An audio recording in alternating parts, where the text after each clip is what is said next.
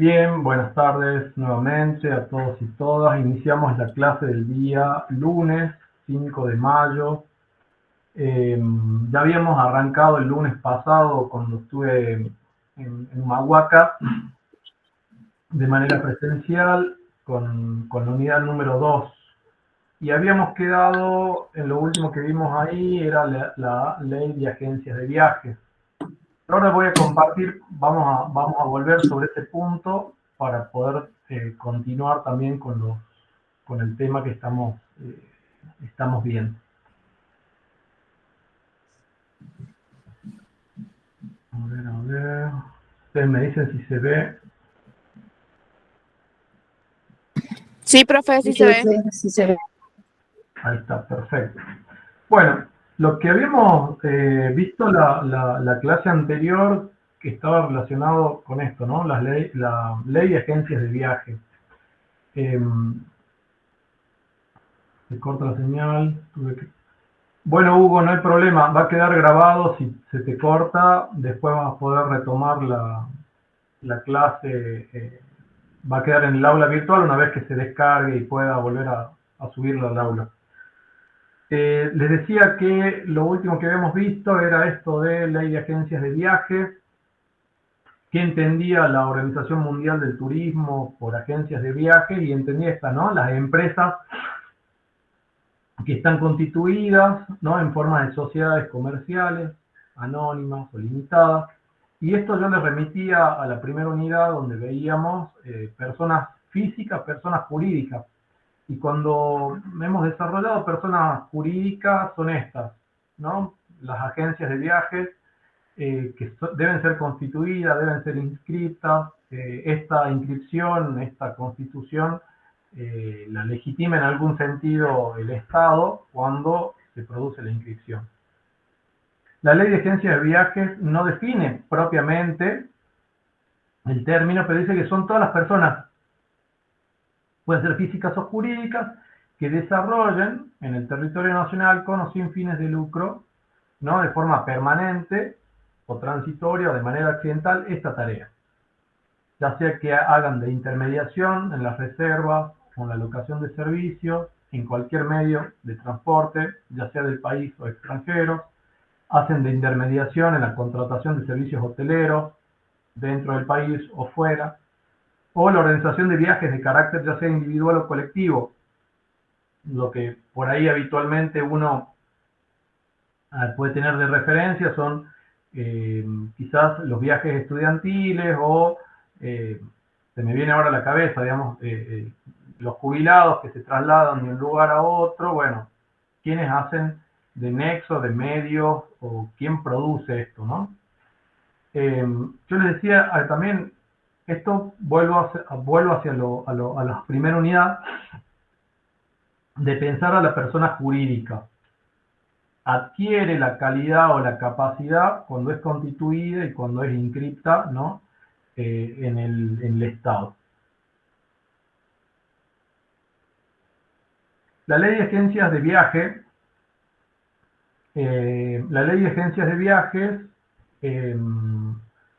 para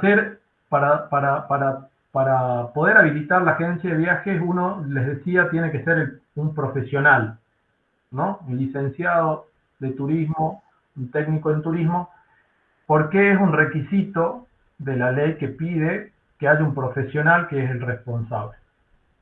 Se debe inscribir esta agencia, ¿no? En un registro nacional, de agencias de viajes. En relación a estas licencias, se otorga de manera, hay diferentes momentos en que la licencia es otorgada o pasa,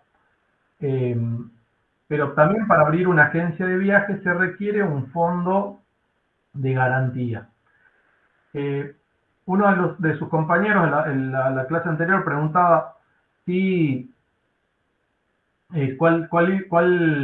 aparte del fondo de garantía, si correspondía tener un seguro. Y yo les decía que sí, que es necesario, quizás para el tema de responsabilidad, que es clave, digamos, cuando uno va teniendo un servicio y si ocurre un accidente o ocurre alguna situación y que se tenga que responder, digamos, se inicia un proceso judicial y uno va a tener que responder a eso, si hay un daño. Si una persona se quebró el pie en un accidente, pensemos en ese mínimo, y ese mínimo da lugar a que se inicie un proceso judicial. Bueno, la persona va a tener, el dueño de la empresa o quien está prestando el servicio va a tener que responder. Si no tiene un seguro, la responsabilidad va a caer siempre sobre los bienes. Es cuantificable, es plata. Entonces, uno recomienda de tener un seguro en función del servicio que está dando.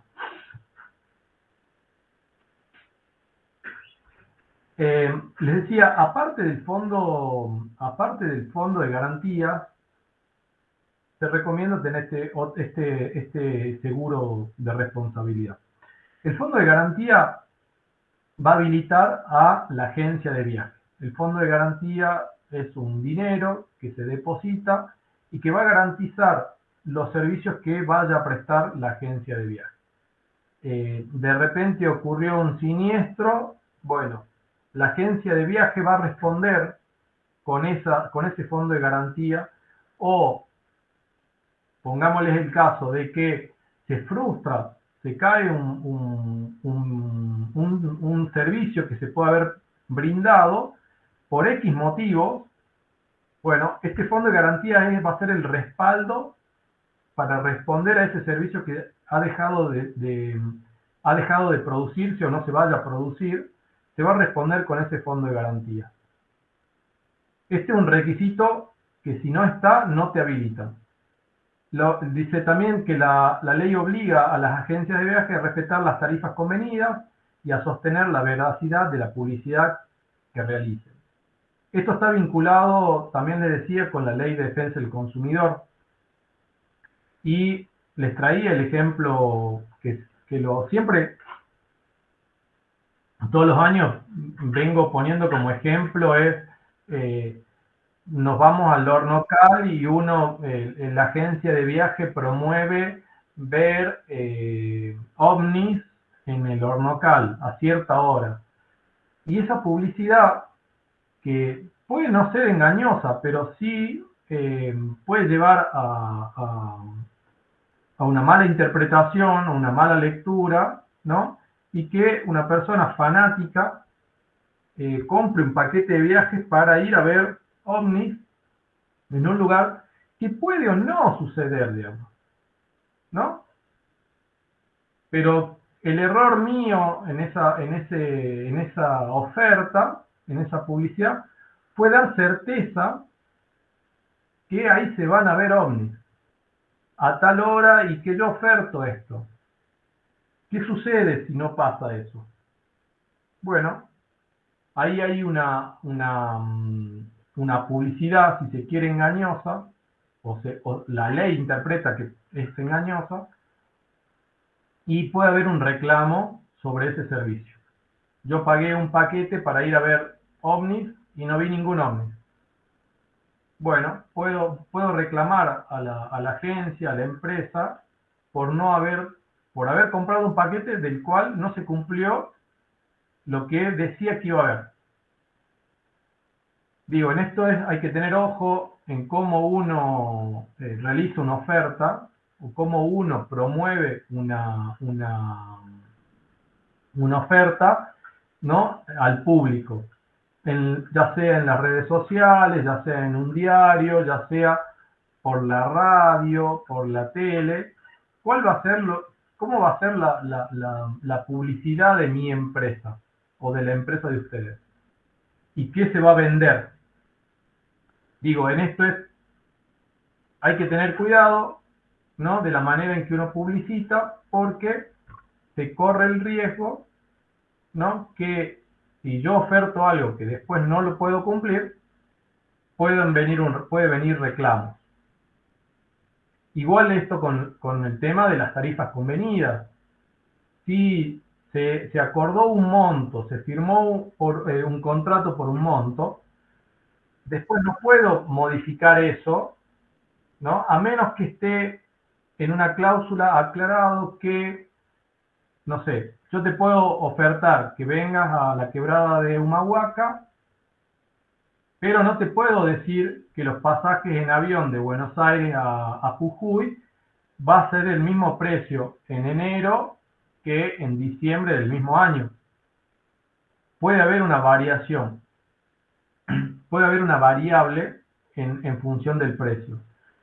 Si yo eso lo dejo establecido en el contrato, que puede haber una variable, una modificación de los precios en función que ya es ajena a la empresa de viaje, bueno, en ese caso sí se puede, siempre y cuando esa cláusula esté consignada en ese contrato. O esté dicha se manifieste, se ponga en conocimiento a quien está comprando ese servicio, ese paquete de viaje. Entonces, vuelvo, para tener una agencia de viaje, se necesita estar inscrito, se necesita constituir un fondo de garantía, se requiere también respetar el tema de las tarifas convenidas, ¿no? Y también respetar, en algún sentido, en cuanto a la veracidad de la publicidad sobre lo que yo estoy ofreciendo. También les decía en la clase anterior que las leyes puede que sean, que la misma ley contenga las normas, los artículos para hacer operativa la norma, la ley, o sea que ya puede entrar en vigencia. Y si no sucedía esto o no sucede esto, habitualmente se establecen decretos reglamentarios. Estos decretos reglamentarios es lo que le permite a la ley, a la norma, ¿no? Poder darle los mecanismos para que entre en vigencia, darle los mecanismos para que pueda producir efecto. En el caso de la ley de agencias de viaje, tenemos este decreto reglamentario, el 2182 del 72, y que determinan las categorías, por ejemplo, de las agencias de viajes, ¿no? Que refiere también al procedimiento para el otorgamiento de las licencias, y estas son etapas: un permiso precario, un permiso provisorio, una licencia ya definitiva. Y fija también las condiciones y los montos para la constitución de ese fondo de garantía.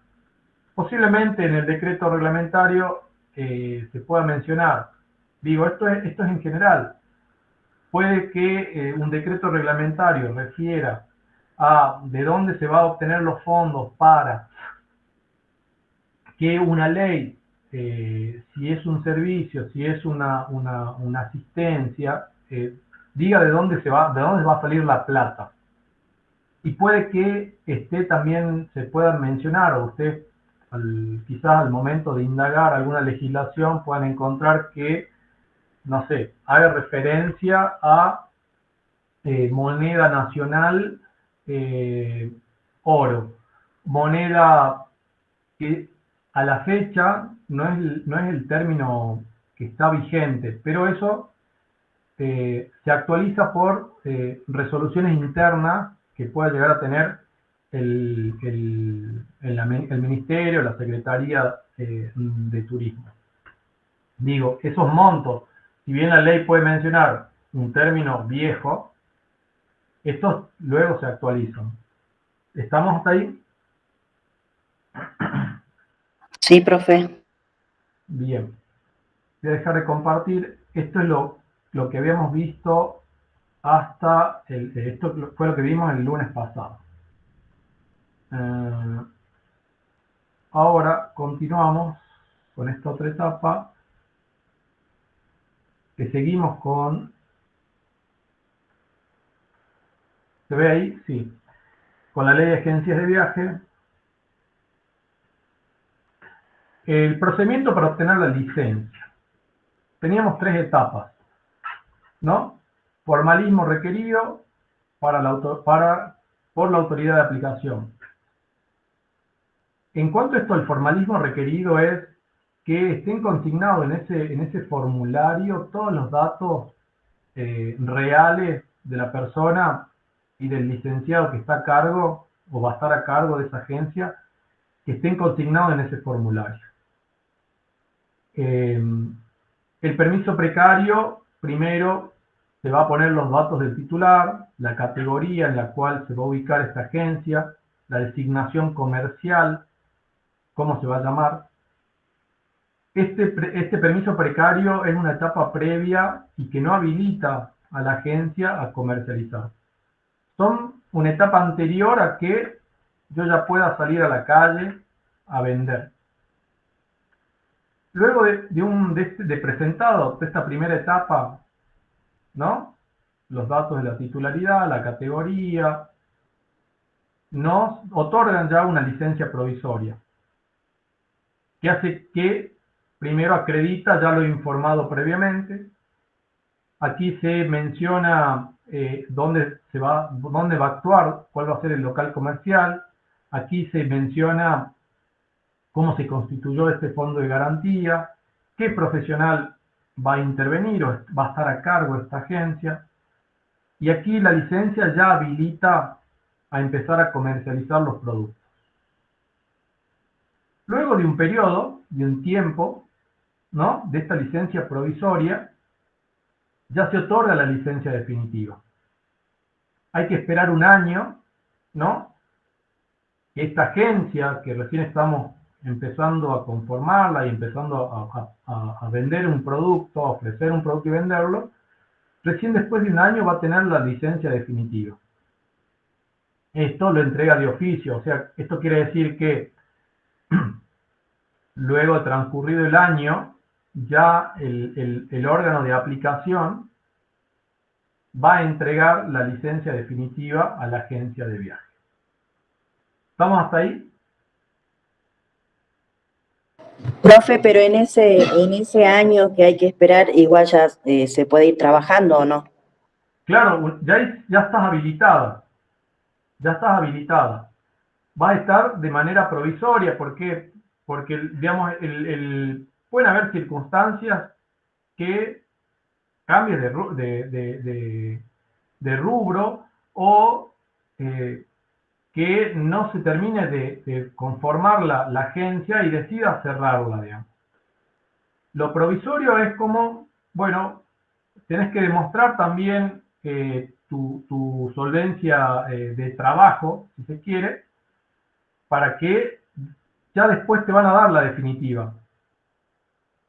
Vos vas a hacer como un piso de trabajo y ya después la agencia, el órgano de aplicación, ya después te va a dar la licencia definitiva. No significa que esta provisoria no te permita trabajar, al contrario. Lo que busca el Estado es que si vos cumpliste los requisitos previos, los formales previos, después te otorgue la licencia definitiva.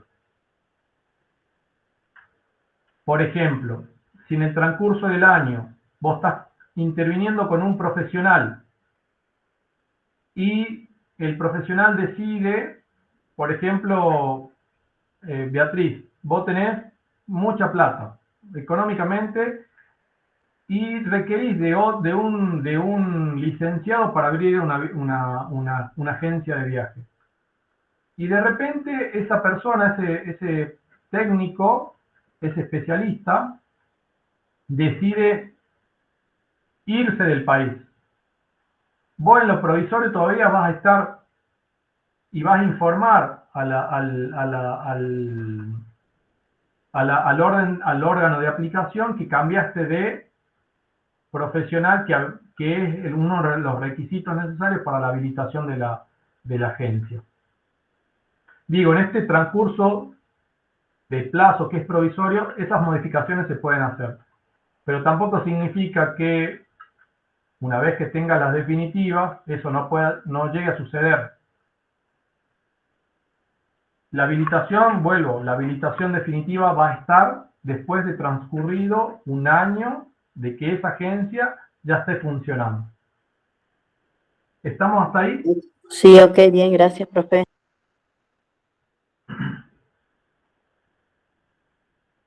Bien. Ley de tiempo compartido. Es otro de los mecanismos que se tiene del turismo, ¿no? O de un tipo de servicio que se puede dar, ¿no? En un lugar.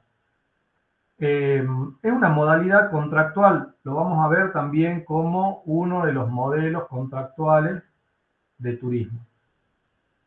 Aquí, esta modalidad contractual otorga el uso de una cosa mueble o inmueble. Mueble, hablamos, por ejemplo, quizás, eh, hablamos de cosas muebles que son registrables. Animales, por ejemplo, es una cosa mueble que es registrada. Un cuatriciclo es una cosa mueble que se registra. E inmueble, una casa, una vivienda.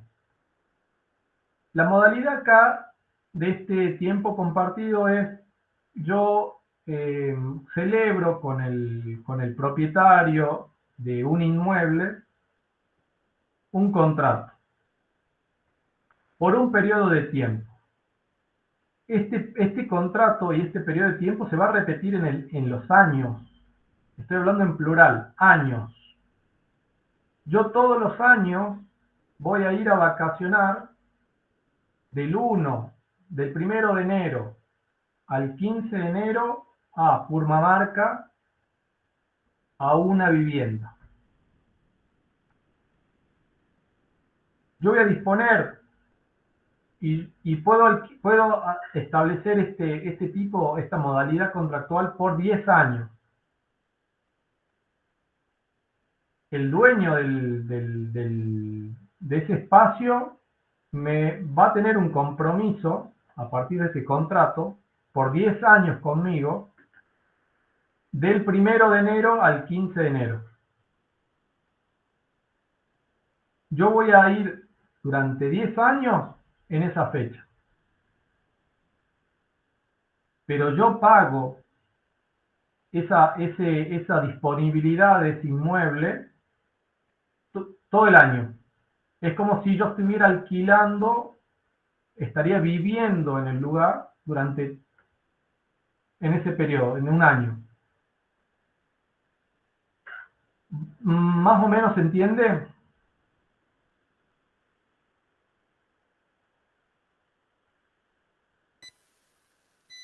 Los animales son muebles o bien semovientes. Son semovientes, pero lo que voy con cosa mueble es que es registrable. El semoviente es una cosa mueble que es registrable.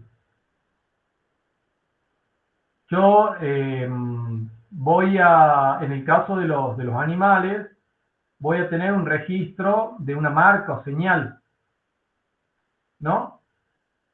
Y el animal va a llevar el sello, si se quiere el término, ¿no? De esa marca o señal que me pertenece. Pero eso va a estar registrado. A lo que voy es, en esto del uso de la cosa, mueble o inmueble, es que yo pueda disponer, vuelvo al ejemplo, yo alquilo la casa en Purmamarca del 1 al 15 de todos los años de enero. Y en la casa, el servicio que me ofrece a quien estoy alquilando es que yo también disponga de animales para salir a andar a caballo, por ejemplo.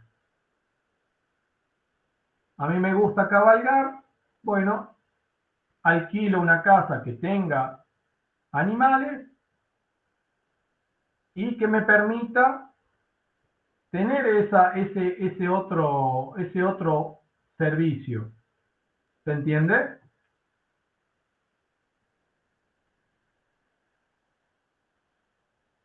Cuando hablo, vuelvo con esto, es una modalidad contractual. Yo voy a gozar de esa cosa en ese periodo de tiempo. Yo puedo puedo hacer un contrato por 10 años y yo voy a disponer de la casa por 10 años en ese periodo únicamente, del 1 al 15. ¿Estamos? Pero yo voy a pagar como un alquiler mensual, todos los meses voy a disponer de pagar un alquiler mensual para solo disponer en ese periodo. ¿Se entiende? O sea, dispongo del 1 al 15, pero pago todo el año. Exacto, es así. Digo, es una modalidad contractual, ¿no? Que está dentro, o puede estar dentro como una oferta dentro del turismo. ¿Qué compone? Está integrada por las cosas, para el uso, por ese periodo, por ese turno, y por vivir, alojarme, estar ahí. El órgano de aplicación acá también es el Ministerio de Turismo, Deporte, ¿no? Es el que va a regular y donde yo voy a inscribir mi vivienda, mi espacio, dentro de esta modalidad de tiempo compartido. Hay que registrarlo. Hay que registrarlo. El decreto reglamentario de esta norma dice, se ocupa de la publicidad, se ocupa de la medida temporal, la facultad de la autoridad de aplicación, qué requisitos para constituirlo como de tiempo compartido, qué documentación se requiere, qué deberes y responsabilidades y sanciones y el procedimiento administrativo en relación a esto. Vuelvo, es una modalidad contractual, la vamos a ver después en la otra unidad cuando veamos contratos, pero esta es la particularidad que tiene, lo que recién el compañero ahí en el texto, en el chat ponía.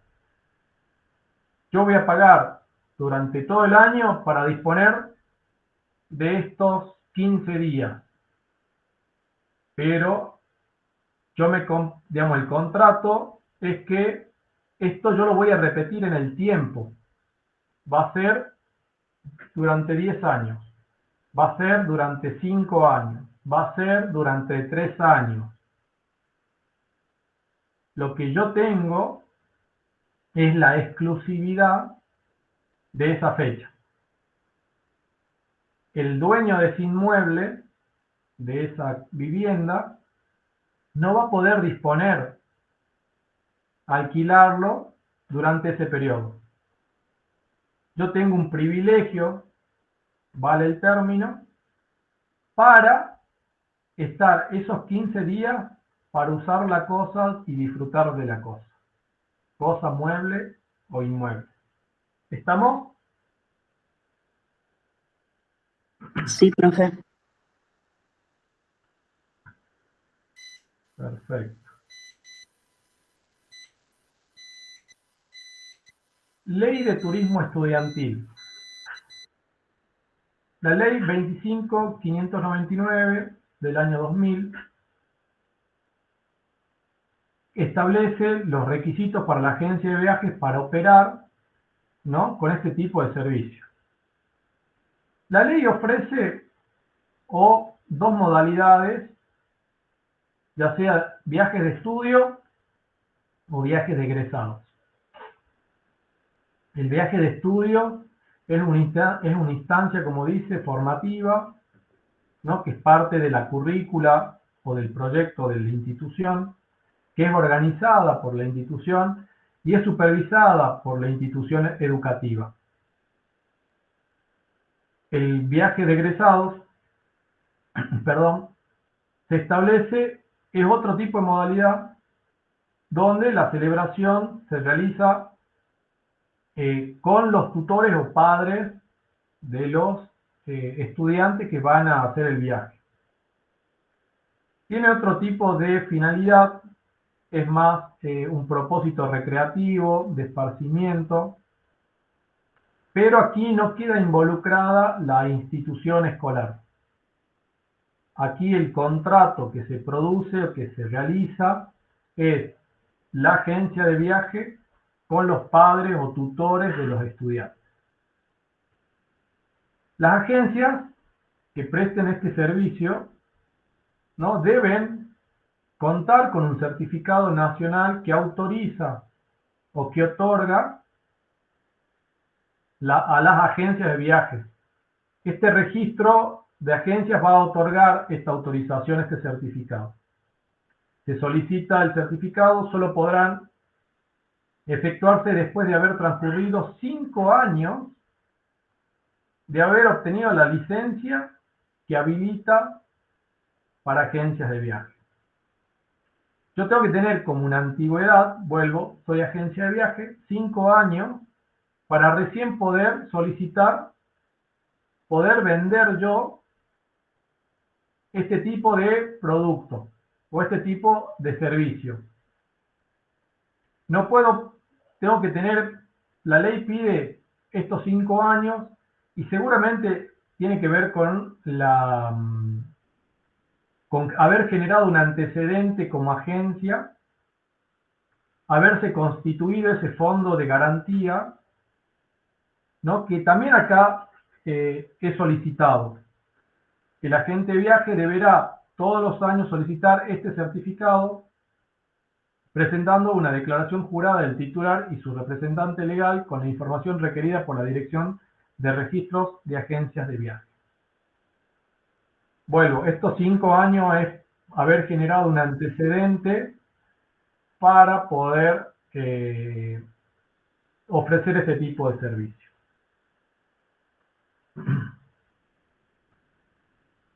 ¿Qué requisitos requieren? Estar habilitado en el registro, presentarle una declaración jurada informando con la información relativa al personal que atenderá los viajes en la casa matriz y en los destinos, las actividades, los programas que realizan los usuarios, la cantidad de servicios programados. También deberá acompañar los contratos modelos utilizados por las empresas. Deberá también acompañar los contratos que deben contener las autorizaciones para operar como turismo estudiantil, la denominación de los establecimientos educativos, domicilio, nivel, curso, las listas de estudiantes, el nombre y domicilio de los prestadores, perdón, de las fechas de salida, número de estudiantes, hoteles. Digo, estos requisitos es una vez que ya se está operando, la agencia y ofreciendo este tipo de servicio, es lo que la autoridad de aplicación va a requerir.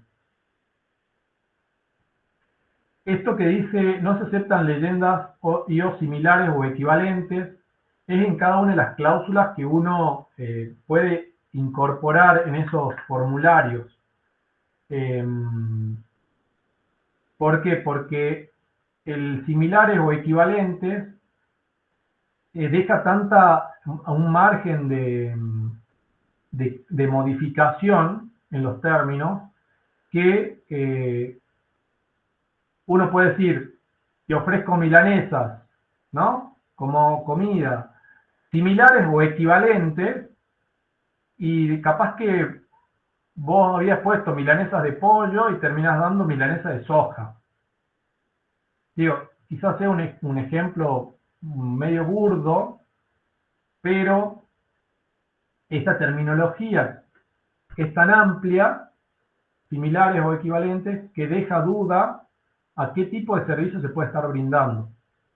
Estos términos, cuando la autoridad de aplicación uno lleva el formulario, el contrato que van a firmar los padres para que la autoridad de aplicación dé el ok, bueno, si hay este tipo de menciones, directamente te la rechazan y te dicen reformule esto porque no corresponde.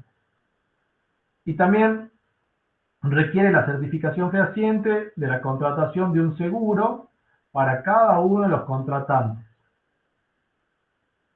Vuelvo, está entre paréntesis, responsabilidad civil, de vida, de accidentes, cobertura médica local. Cuando uno va a ofrecer este tipo de servicio, lo que se recomienda es que tenga la mayor amplitud, ¿no?, en cuanto a seguros. Porque imagínense estar trasladando a un colegio completo, pongámosle 2 cursos o 3 cursos, y sean 120 personas de una provincia a otra, y puede suceder cualquier cosa en 120 personas de un lugar a otro. Entonces lo que se recomienda, vuelvo, y lo que se requiere, es también haber contratado un seguro de responsabilidad contra todo riesgo, si se quiere el término, ¿no?, por cualquier eventualidad que pueda llegar a suceder.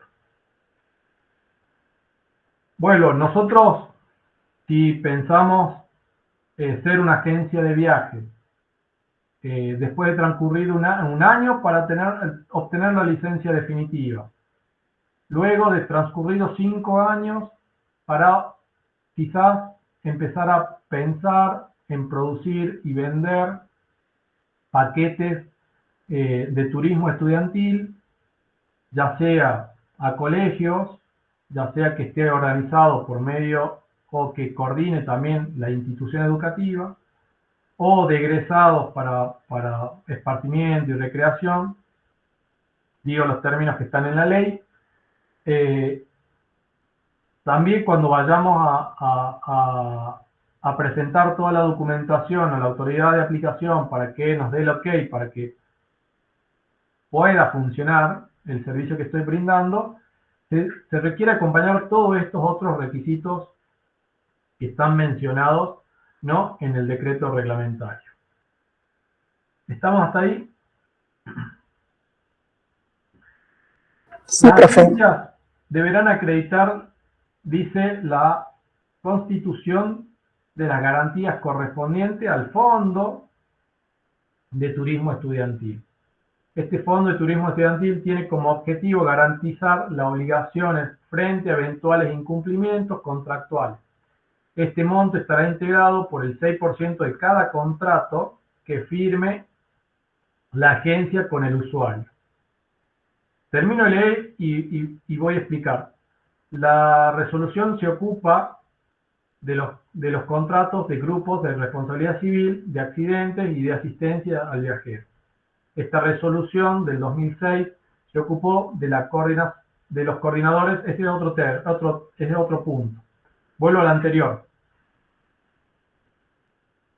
Cada contrato que se efectúe con quienes vayan a hacer el viaje, ¿no?, la agencia debe constituir, aparte de los fondos, aparte del fondo de agencia, este fondo de turismo estudiantil. Habitualmente, ese fondo está dentro del paquete del precio final de venta. O sea que este 6% de cada contrato lo termina pagando el que toma el servicio. La ley no dice el fondo tiene como objetivo garantizar la obligación frente a eventuales incumplimientos. Este monto es trasladado, vuelvo con esto, es trasladado al cliente que toma el servicio. ¿Corresponde o no corresponde? Que es una cuestión, si se quiere, ética, ¿no?, de la agencia. La ley no dice que la agencia es la que tiene que pagar el 6% de los contratos. Tampoco dice que el este 6% lo tenga que abonar el que toma el servicio. Lo que habitualmente sucede, y es así, o lo hacen así, es esto de trasladar ese monto dentro del paquete de viaje que ya está contratando la persona. ¿Estamos? Y por último, esta resolución 237 del 2006 se ocupa de los coordinadores de turismo estudiantil, los requisitos que deben tener y la inscripción en el registro de coordinadores y asistentes estudiantiles, de turismo estudiantil. Este decreto se generó a partir de que muchas agencias de turismo que ofrecían turismo estudiantil a escuelas primarias, quienes coordinaban o hacían la función de coordinadores no llegaban a ser mayores de edad. Eran estudiantes de secundaria, menores de edad, o sea, menores de 18, que cumplían este rol de coordinador, a lo cual estaban fuera de la ley, porque eran menores y porque realizaban una tarea, un trabajo. Con esta resolución se terminó regulando esa situación y exigiendo que los coordinadores sean mayores de edad, o sea, sean mayores de 18 para que coordinen grupos de estudiantes de primaria. ¿Estamos? Este fondo de turismo estudiantil es lo que se llama cuota cero. Exacto, es así, Hugo. Es lo que se llama o se llamaba cuota cero. Exacto. Gracias por el aporte, Hugo. ¿Estamos hasta ahí? Sí, profe. Bien. Turismo para discapacitados. Esta ley 25643 vino como a equiparar, si se quiere, ¿no?, ciertas condiciones. Dice que el servicio turístico para personas con movilidad reducida y tienen como base los criterios de universalidad establecidas en la ley 24.314 de accesibilidad. ¿Qué es el turismo accesible? Lo que se busca es la integración funcional y psicológica de las personas con movilidad y o comunicación reducida. Se intenta eliminar las barreras que impiden ese disfrute, ese goce al aire libre, ¿no?, que pueda llegar a haber al momento de ofrecer un servicio. La Organización Mundial del Turismo entiende por turismo accesible como el complejo de actividades organizadas durante un tiempo libre, orientadas al turismo y a la recreación, que posibiliten la plena integración desde la óptica funcional y psicológica de las personas con movilidad o comunicación reducida, obteniendo durante la misma la satisfacción individual, social del visitante y una mejor calidad de vida. Nosotros en nuestro ordenamiento, digamos, vuelvo a la pirámide, la Constitución establece en el artículo 14 bis, ¿no?, el derecho de un descanso que busca el beneficio físico, social, espiritual, cultural de las personas, en el 14 bis, cuando habla de descanso y vacaciones pagas. La Constitución de la provincia, en el artículo 72, inciso 7, establecía la promoción del turismo, procurando que el mismo sea de alcance para todos. En igual sentido, el ordenamiento provincial, en otro artículo, dice que la protección a los discapacitados, ¿no?, en particular, establece que procura los medios que le fueren necesarios para su integración en plena en la sociedad. Digo, pensando en el ordenamiento base o en la pirámide, tenemos tanto la Constitución Nacional como la Constitución Provincial que hace referencia a la posibilidad de las personas con discapacidad, ¿no?, a este acceso a los espacios para el goce, digamos, para el disfrute, ¿no? Yo estoy pensando, en función de la lámina que estoy compartiendo, estamos hablando solamente de la Constitución Nacional y de la Constitución Provincial.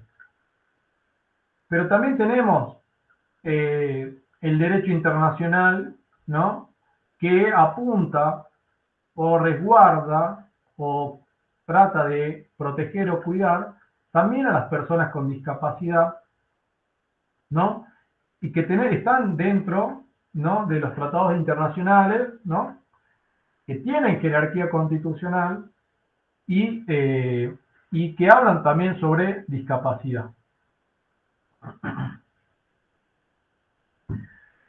¿Estamos hasta ahí? Nosotros en la provincia, la provincia de Jujuy adhirió a la ley nacional por medio de esta ley 5466.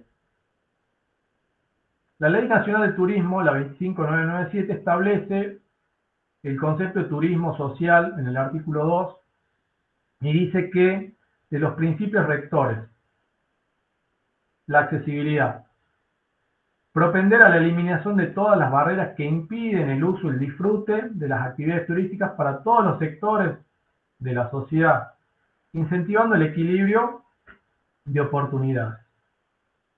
Define, por un lado, lo que debe entenderse por turismo accesible.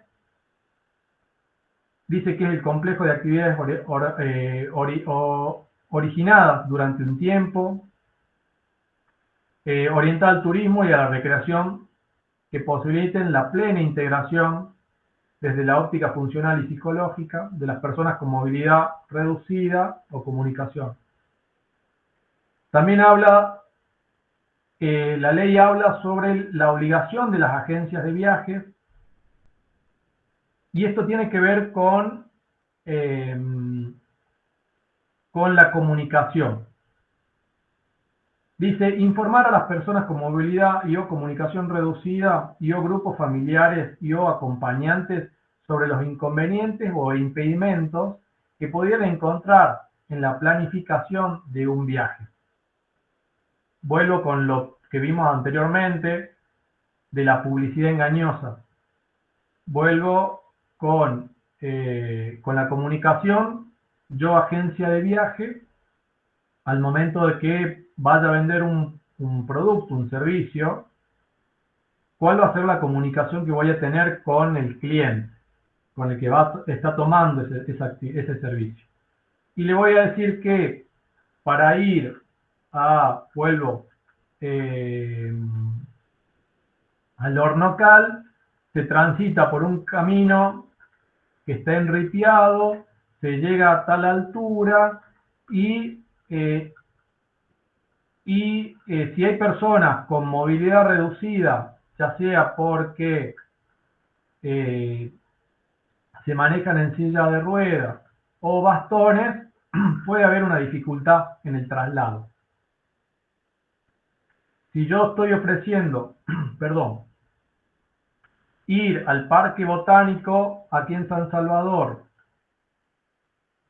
y hacer una especie de turismo aventura, llamémosle, a una familia, y esa persona, uno del grupo familiar, está en silla de ruedas o se quebró el pie y está enyesado y está con muleta, bueno, va a haber una dificultad para hacer el recorrido. Entonces acá tienen la obligación, vuelvo con esto, la agencia de viaje, de informar que quizás el paquete de viaje o lo que está ofreciendo, que hay personas que están con alguna discapacidad puede llegar a haber un inconveniente en vender ese producto, vender ese servicio por esta situación. ¿Estamos?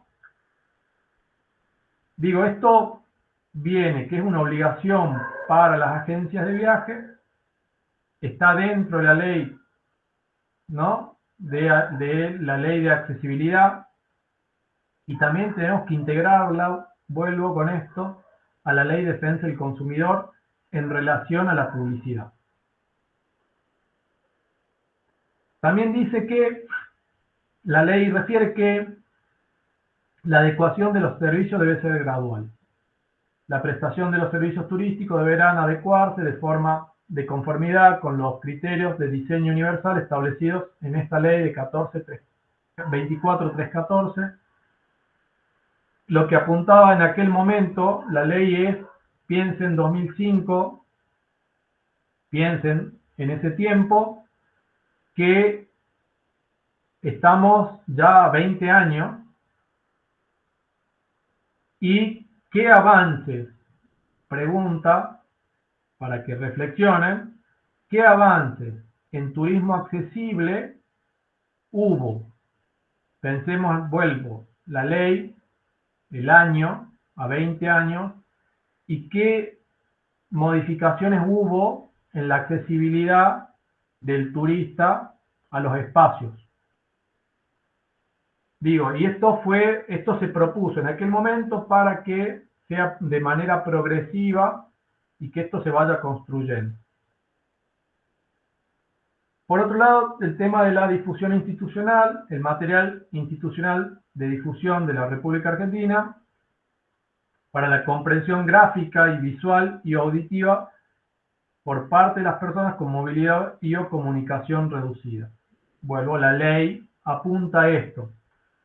Un año en la terminal nueva de acá de San Salvador hay un espacio de turismo y gente con discapacidad visual habían conformado, habían hecho una maqueta con relieve al tacto, y las personas con discapacidad podían llegar que llegaban de turismo a San Salvador,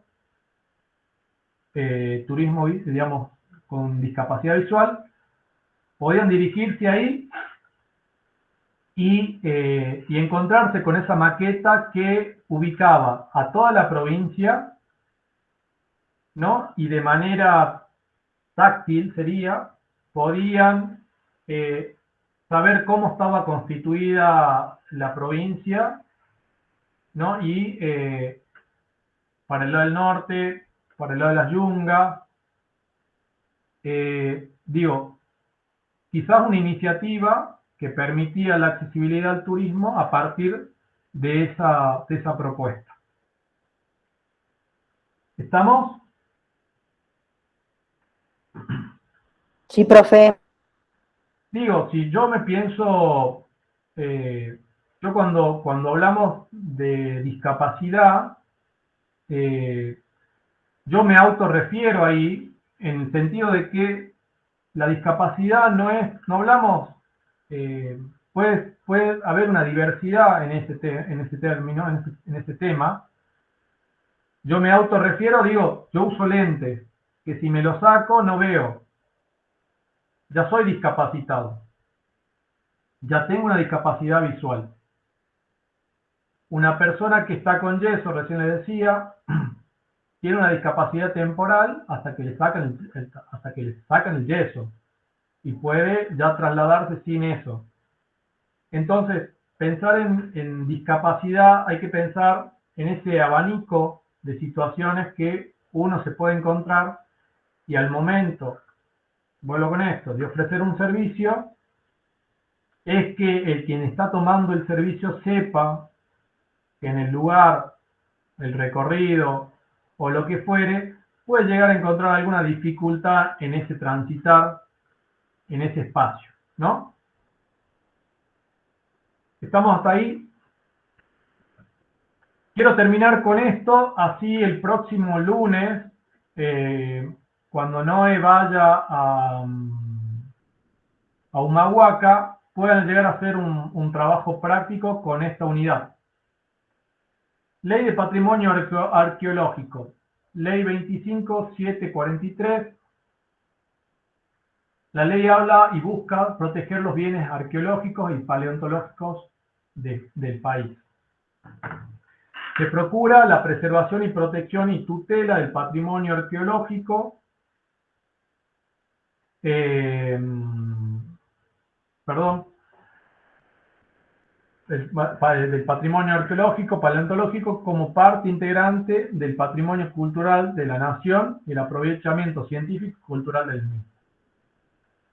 El patrimonio está compuesto, dice el apunte y también esta lámina, por cosas muebles o inmuebles, vestigios o de cualquier naturaleza que se encuentren en la superficie, subsuelo o sumergido en el agua, en la jurisdicción del Estado, y que pueden proporcionar información sobre los grupos socioculturales que habitaron en el país en épocas anteriores, las precolombinas, ¿no? En épocas históricas. La ley dice que el Estado Nacional ejerce la tutela del patrimonio. El Estado debe ejercer la defensa y la custodia de este patrimonio en el ámbito internacional mediante la prevención y sanción, ¿no?, de importaciones o exportaciones ilegales. El Estado Nacional y las provincias deben concretar la adopción de políticas, medidas tendientes a alcanzar una legislación y organización administrativa uniforme para facilitar la protección. Los bienes arqueológicos y paleontológicos son de dominio público del Estado, sea nacional, sea provincial, sea municipal, según el ámbito en el cual se encuentre. Nosotros en la provincia tenemos una ley que regula en particular, ¿no?, el primero, digamos, regula sitios o cosas, muebles o inmuebles que se encuentren. La Quebrada de Humahuaca como sitio de patrimonio de la humanidad. Esto arrancó allá en el año 2002, cuando la provincia, con el apoyo de la nación, se presentan realizando una serie de estudios, con el fin se postula, ¿no?, y queda, se conforma, se constituye como la quebrada como patrimonio de la humanidad. Aunque los trámites de esto con la UNESCO iniciaron en aquel momento, esto fue anterior, mucho antes. Allá por 1986. Luego, digo, este pedido de que la quebrada sea declarada Patrimonio de la Humanidad arrancó mucho antes. En 2002 se obtiene ese título, pero también la quebrada es protegida por esta ley, la 5206, que se designa al paisaje protegido.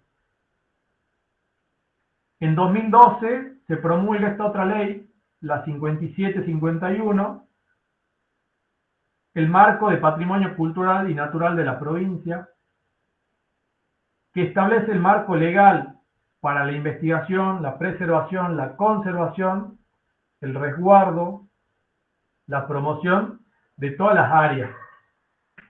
Se define qué se entiende por patrimonio cultural y se menciona las zonas arqueológicas y los sitios, ¿no?, en clave de la ley, digamos, en relación, ¿no?, a la ley. Digo, en esto es pensar, y con esto cierro, pensar el lugar el espacio con estas leyes que protegen lo arqueológico, lo paleontológico, la cultura. El Estado, por otro lado, que es el que debe resguardar a partir de la ley, tiene la obligación, pero también el ciudadano, el de a pie, es el que tiene la obligación de cuidar y resguardar y denunciar cuando se encuentren rastros o hallazgos, se hallen cosas muebles o inmuebles que se dude de sus origen. He tenido la oportunidad ya hace 2 años, aquí en San Salvador de Jujuy, por una investigación con un equipo de arqueología en San Salvador, de los arqueólogos, no yo digo, los arqueólogos encontraron un sitio que está en estudio, está al frente de Ciudad Cultural, de la ruta hacia la mano izquierda, digamos, yendo.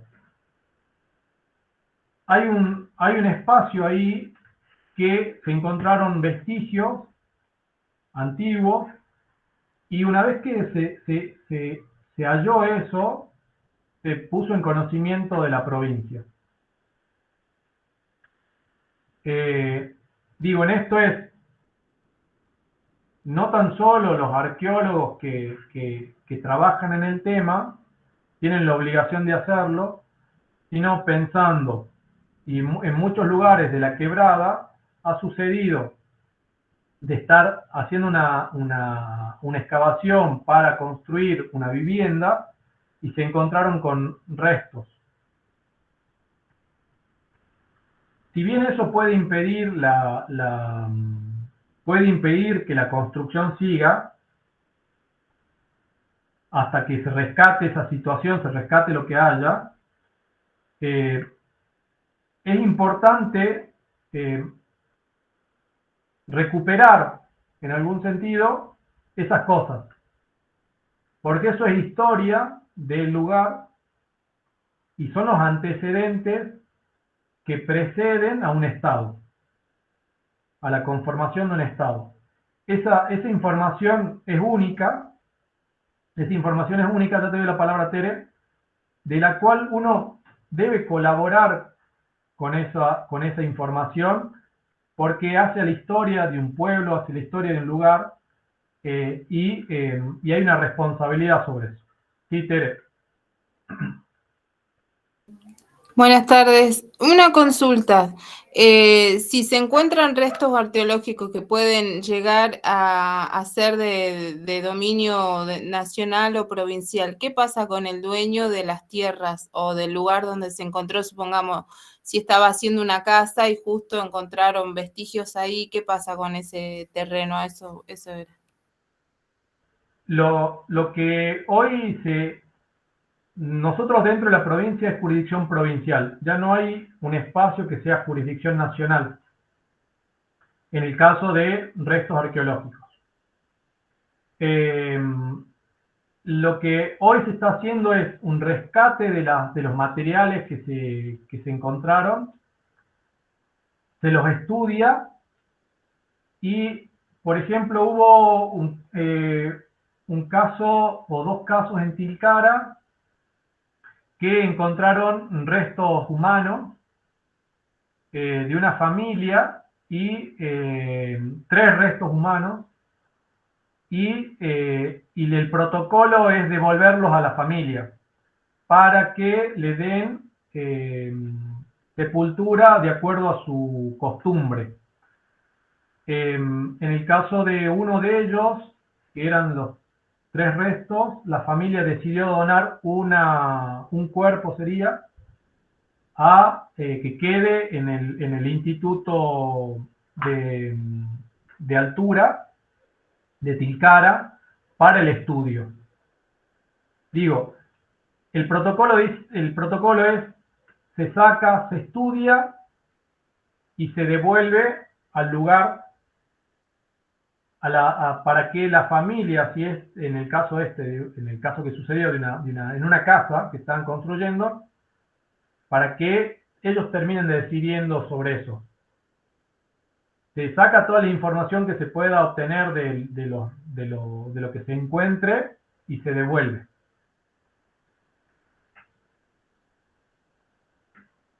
Gracias, profe. Bien. ¿Alguna otra pregunta o duda?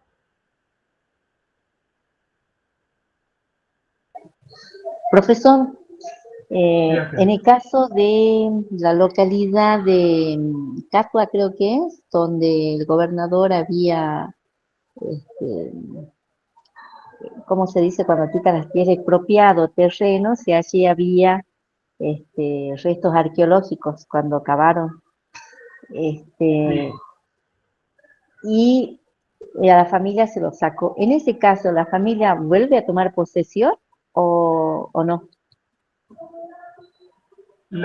En principio, digo, lo que sucedió en Tilcara como antecedente que cuento y porque conozco del tema, se actuó de esa manera. En la provincia, en el caso de esto que estoy hablando acá de San Salvador, se encomendó a un grupo de arqueólogos que trabajen ahí y eso se puso a resguardo, pero de la provincia. En el caso de que me estás contando de Catua, posiblemente intervino la provincia, habrán llevado los materiales y si están en estudios, ya desconozco, digamos, esa situación, habría que indagar con más certeza, si se quiere, en particular. ¿Cuál es el protocolo que debería tomar la provincia? Es qué hago con los restos que encontré y si los devuelvo. Ya eso queda Muchas gracias, profesor. eso queda a criterio de los profesionales que están trabajando ahí, digamos. Habría que indagar sobre cómo fue el rescate y dónde terminaron los restos que hayan encontrado.